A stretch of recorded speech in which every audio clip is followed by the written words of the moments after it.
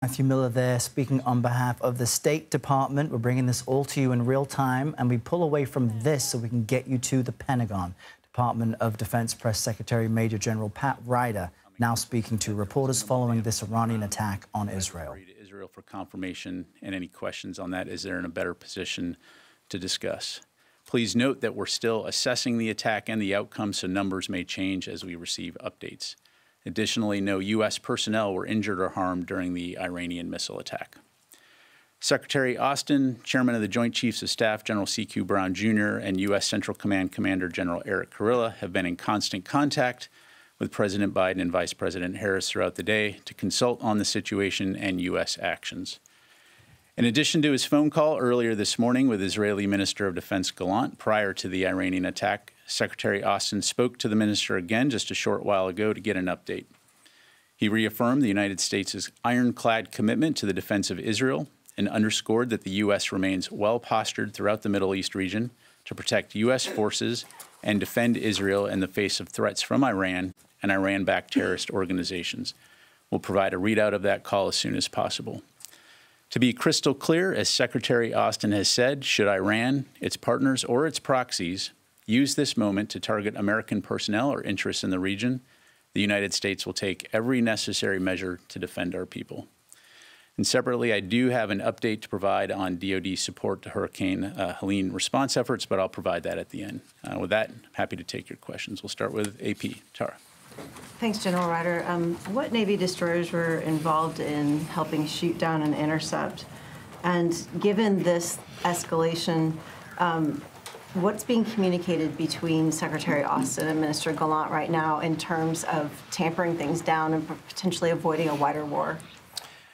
So the two Navy destroyers involved were the USS Bulkley and the USS Cole. In terms of the conversations between Secretary Austin and Minister Gallant, I won't get into the private discussions other than to say we are consulting closely with them on next steps and the continued defense of Israel. And then, are there any plans underway to conduct a NEO given the increased risk of a wider war? Right now, there has been no order to evacuate. As you've heard us say before, we are a planning organization, so we, of course, plan for all contingencies. But as of right now, State Department has not called for an evacuation. Jennifer. Should we assume that the SM-3s were used by the Cole and the Bulkley to shoot down or to intercept the missiles? I'm not going to get into the specific type of ordnance, Jennifer, other than to say, again, they fired a dozen interceptors. And Iran said that they gave a heads up to the U.S. and to Russia. How much warning were you given by Iran? Yeah, I'm not aware of any pre-warning by Iran about their potential attack. As you know, this is something we've been following very closely for a while based on the threats of retaliation by Iran. And so we've been closely consulting with Israel for a while now to be prepared in the eventuality. And as today demonstrated, we were prepared and we were able to successfully work alongside Israel to defend them from this attack. Let me go to Carla. Thanks, Pat. You said that the destroyers shot down Iranian missiles. Where do they come from? Were they all from inside Iran, or was some also from Yemen being shot by the Houthis? Carla, to my knowledge, and again, we're still assessing this, these were all launched from Iran, ballistic missiles. And what I said was that they fired the interceptors towards those missiles. So. And then were any other U.S. assets involved in this defense? Of course, we have a lot of capability in the region, a lot of things that are there to be prepared for a wide variety of threats. But in terms of the launching of these interceptors, it was those two destroyers. So just being clear, no ground-based interceptors were used in this. Correct. Were the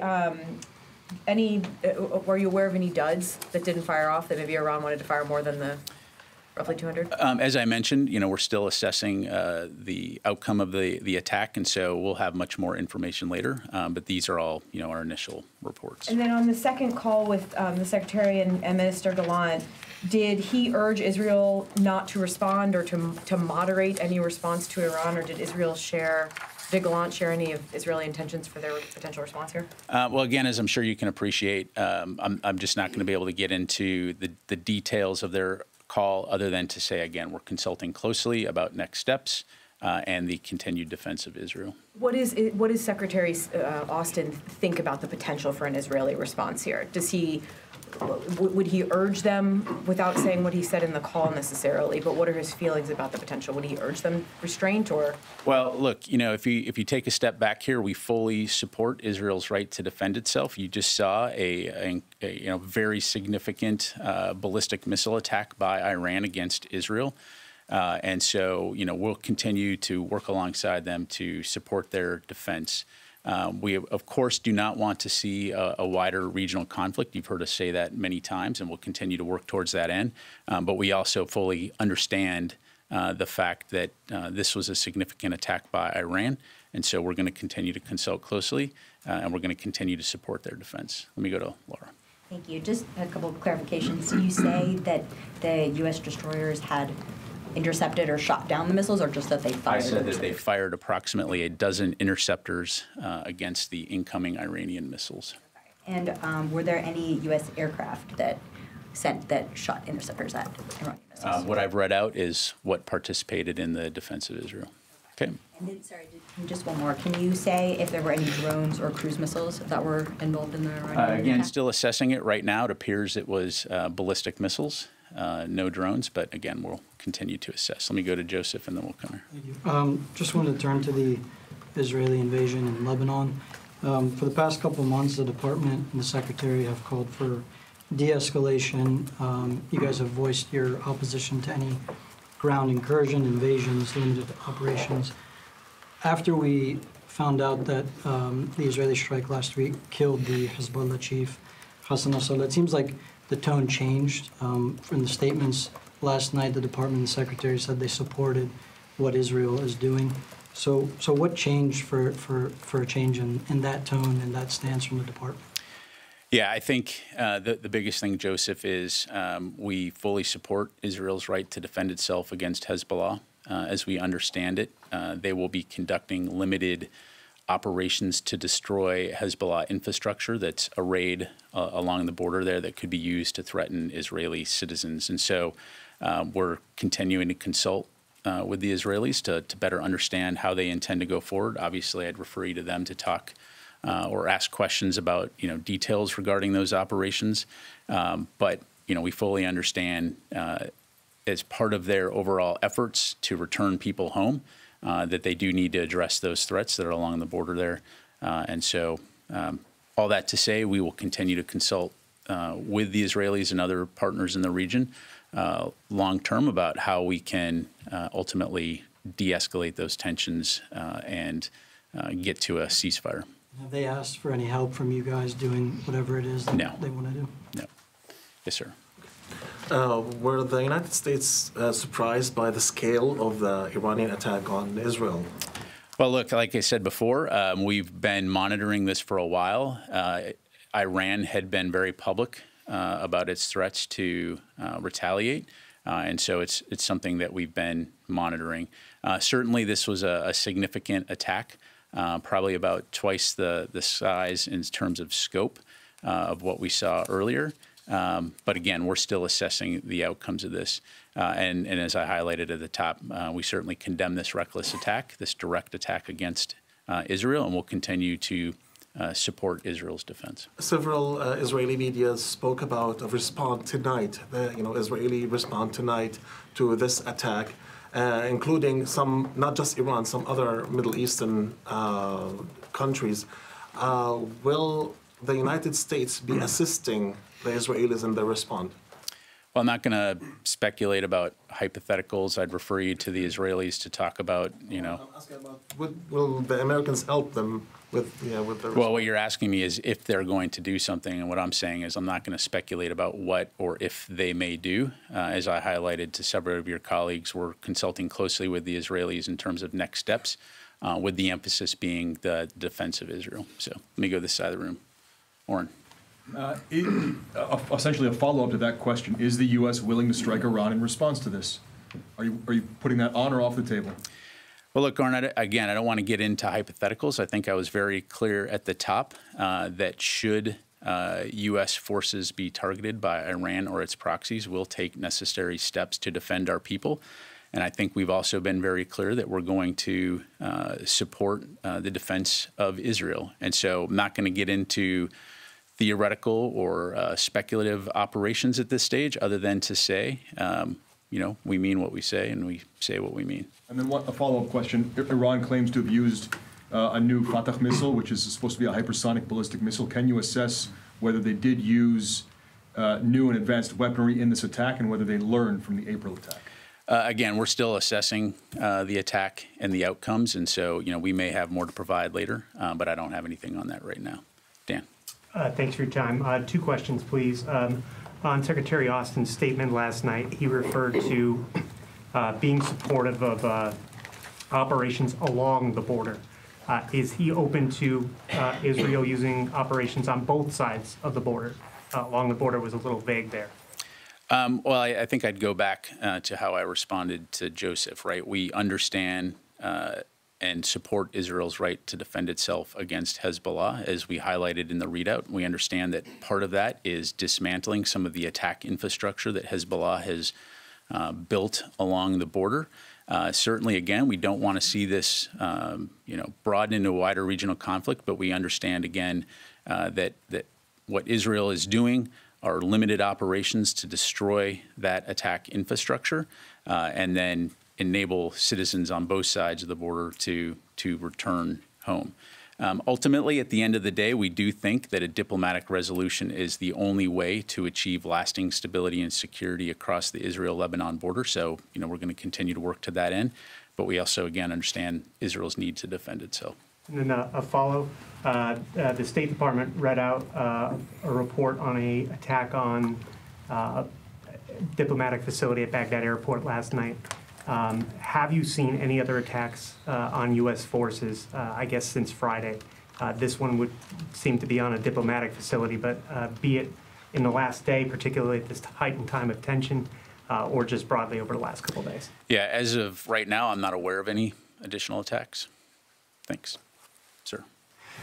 The Iron Dome, how effective is it against ballistic missiles and All right, we've been listening to the Department of Defense Press Secretary, Major General Pat Ryder, answering and avoiding answering some specific questions from reporters. So by now you've heard the latest information from the Pentagon, the White House and the State Department on Iran's largest and most violent attack against Israel. We've got Sam Vinograd and Courtney Kealy here with us as part of this ongoing breaking coverage. And Sam, one thing that stood out to me at multiple press conferences is the question of NEOs were asked, these non-combatant evacuation operations, specifically for, I guess, Americans in Lebanon. It does not appear that the U.S. is taking that action yet. But what would that mean if that does happen? What's the barrier there? Because certainly tensions in the region are escalated now.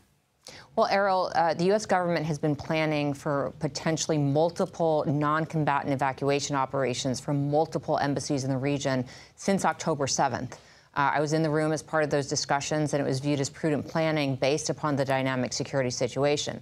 It is worth noting that the U.S. has already pre-positioned specific assets in maritime waters in the region that would support a NEO if one was needed. In particular, you mentioned Lebanon. I will note our embassy staff in Lebanon is quite small at this juncture.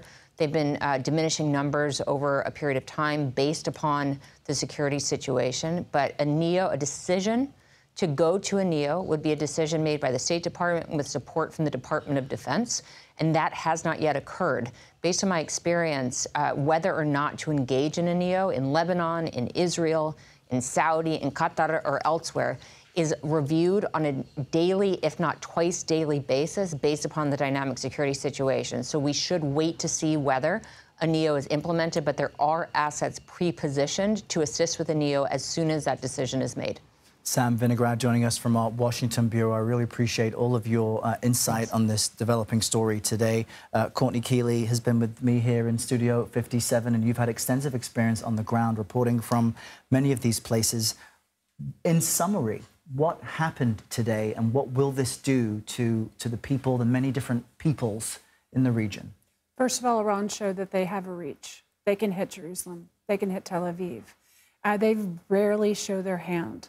We saw it in April after several Iranian Revolutionary Guard were killed in Damascus by Israeli strikes. It took about a week for them to respond. They did it slowly. They let the U.S. and Israel's other allies be prepared.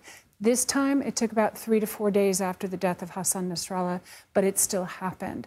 You have decimated humanitarian populations in northern Israel, southern Israel, in Gaza, and now into Lebanon, spilling into Syria, which is a hostile environment for refugees. It's a hostile environment for Syrian refugees going back to their homeland after they fled the brutalities of President Assad.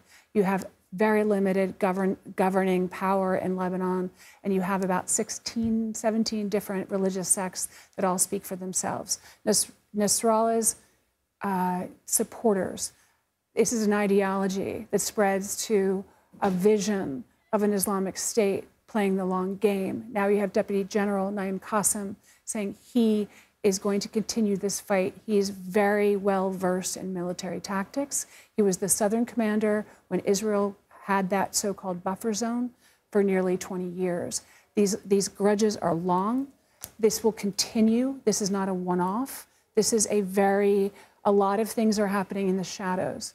We have to look at Ain al-Assad base, where the U.S. service men and women are also based, taking out ISIS in Syria. Yeah. They were supposed to withdraw. They're vulnerable. A lot of vulnerabilities for a lot of people right now, yeah. And nobody de-escalating.